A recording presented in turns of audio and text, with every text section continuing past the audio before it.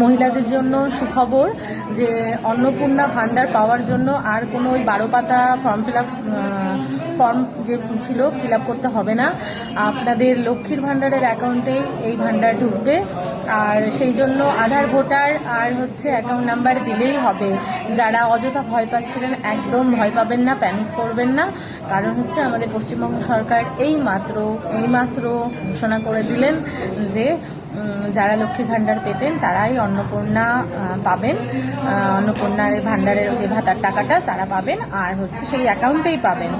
আর যেটা form fill up করার যে টেনশনটা ছিল সেই টেনশনটা কিন্তু রইল না। অযথা কেউ ভয় পাবেন না, কেউ প্যানিক করবেন না। সবাই ভালো থাকবেন, সুস্থ থাকবেন, সাবধানে থাকবেন। আর যদি কিছু জানার থাকে অবশ্যই যোগাযোগ করবেন। আর অযথা এই কমেন্ট বক্সে এসে কেউ বক্তব্য দিবেন না, এটা আমি বলার জন্যই ভিডিওটা করলাম। যারা জানেন না তাদের কাছে এই বার্তা পৌঁছে দিন। আর সবাই ভালো থাকুন।